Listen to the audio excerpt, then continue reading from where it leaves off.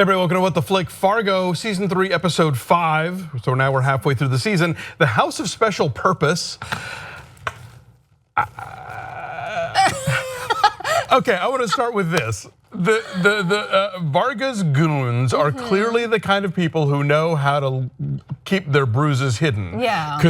Because her face is untouched. I know. But holy shit, the internal bleeding that must be going on there. It's like, yeah. They might as well just get the pillowcase full of oranges while they're at it, you know? And I need to say before we get to anywhere else, that scene was so brutal to watch, because compared to American Gods, like the first episode with all the gore and everything, where you're like, oh, that's a lot, but this was like, because it's all off screen. It's all off screen. You just hear the sound and the way that the subsequent punches and hits and how the flesh breaks down. Like as a woman and as a person, I had such a difficult time just hearing that. Well, I think the worst part is that she stops making noise and the punches continue. And you wonder if there's anything left of her. And I don't even know if she'll survive. Who knows? I don't know. But that was great storytelling. That was amazing storytelling. Because I know a lot of times people will talk about like the way women are treated on television, and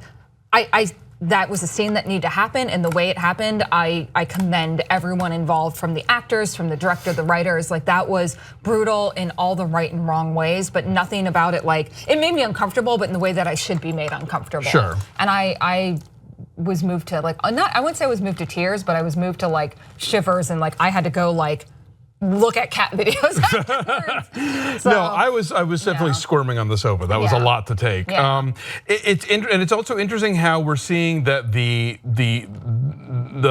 stakes on each side of the battle between the brothers is being upped.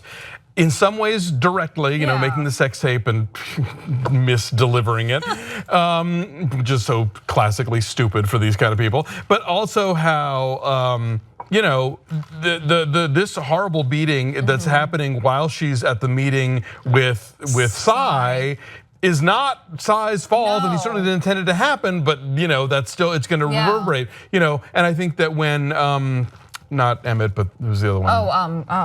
God, why am I blanking on his name? I know. When former Mustache takes the $10,000 out of the brother's account after also breaking into the safety deposit box, it was just that he just came up with $10,000 out of thin air. I know. Not realizing that was going to set the IRS in motion. And that was Hamish Linklater. I didn't recognize him. Oh my gosh, that was so good. Yeah. God, yeah, man, so speaking of I love the brothers between the two shows that we're reviewing. We've got Better Call Saul. This is true, yeah. So watching Cy, so going back to Cy real quick, when he's like, oh, are the shackles off? Can I? And I was like, oh my God, yeah, Cy, what does that mean? You're just gonna give her a flat rate. I'm Ray. Ray. Oh, Ray's the brother. Yes, yeah, Ray and Emmit. Okay.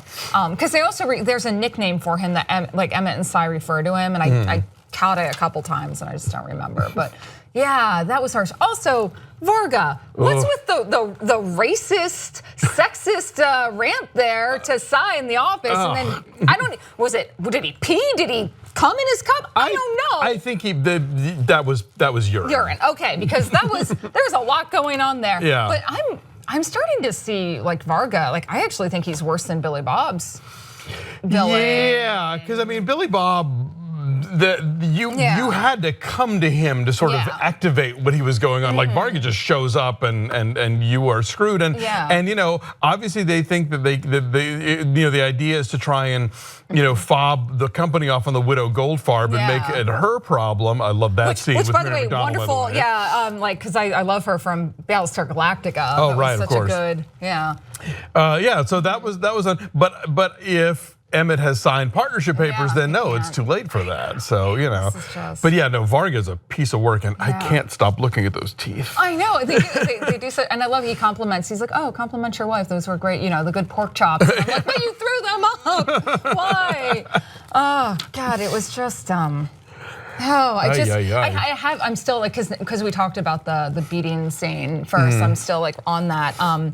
Another good Varga thing though is I love when the IRS guy comes in and the way he positions himself in the background, sitting on a chair, his his stooge did with the cop scene with Cy. Oh, right.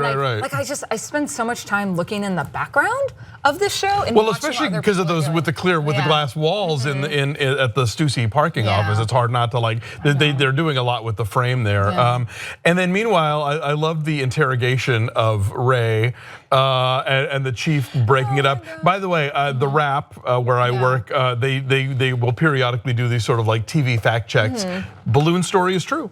I was curious about that because that was such, especially like now in this current, sorry to bring up politics and TV reviews, but in this current political climate where we're constantly assessing what is true and not from storytelling, I thought that was just so beautiful. There was like, I actually had a note like, yeah, it was true. But I love how quickly she has put together what happened. I mean, she knows she's got the entire thing of events, but she's just got to now have to prove it, and that's the tricky part. Her damn boss, man. He's just like, I'm like, how thick can you get? But he's but that's the thing. He's a pain in the ass, but he's not stupid. No, I know. Well, he's just deliberately not wanting to solve this case, or what? Or he wants to sweep it under the rug and move on to bigger things. Well, yeah, I think he has other priorities. He doesn't really want to listen to her all that much. But at the same time, it's not like what he's saying. It doesn't make sense. It's true. It is this sort of random confluence. You're dealing with last names and similar town names, and that's a lot of stuff. And yeah. I mean, it's ridiculous and it's true, but it is ridiculous. And so if you don't know what we know, you understand why he doesn't buy it. From his point of view, he thinks it's just personal. That too. That she's just trying to sort of elongate her last sort of bit as chief, like going to LA and all the other stuff, and so. Yeah. But I'm glad she's got another female cop, another buddy cop. I like that. St. Cloud. The scene on the bus with Ray screaming at Emmit on the phone, I thought was really great. He's like, oh, it was my mom. It's like we all think we have those fights with our moms, so. And it's funny because it had not fully occurred to me how terrible the wig is on the last episode where he goes to the bank, but then watching him do the sex tape, and then they immediately cut to the real Emmit. Like, oh God, that wig is awful. And I'm like, I get for the wife, she's just in shock, so she's probably not even paying attention. But if he can be like, come sit down, watch this tape again, let me show you. And I mean, Nikki does a good job of hiding herself, but also I love the scene. I love the scene when Ray proposes to her, and she's like, I'm gonna hook her wig on. I'm gonna hook her wig on, and I'm like as if you don't. Well, I love it, but it's so sincere. It's a memorable moment. You want to leave it untainted. And I wonder about Nikki's intentions a lot, because I have to wonder, is she using him? But no, she really cares about Ray. Yeah. She truly cares about Ray. No, I think the proposal kind of brought home the notion, okay, no, she's really into this, as sketchy as the whole thing of sleeping with your parole officers, that she's really in this, and it's not just about the contact bridge or whatever, contract bridge. Yeah. But that's what makes the beating more painful to watch, because this is a character that we now sort of trust her intentions, even though they're up to no good. And I think that kind of speaks of an overall of just her character as to how, or her nature as to how she got arrested and in jail in the first place. Is she just doesn't know better. Yeah. She's not like the deliberately bad things she does, it's not it's a little bit of willful naivety, not even ignorance. So well, I mean, her whole negotiation with Cy is ridiculous, because she's already kind of blown their advantage by misdelivering the tape, and then meeting him at a parking lot in the middle of nowhere and agreeing to go further away from the street. It's like, honey, come on, you are not a criminal mastermind, clearly. Well, then we just saw that, so.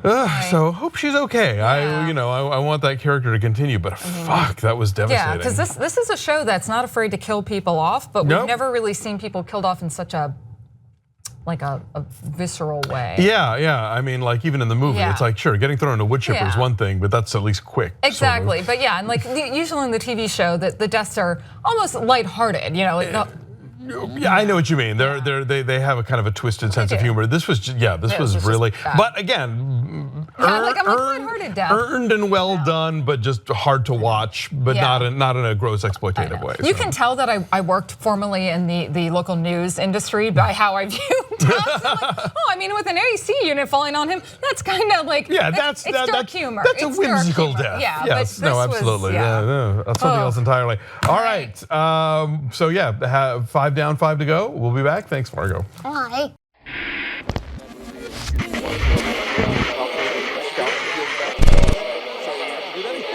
know that.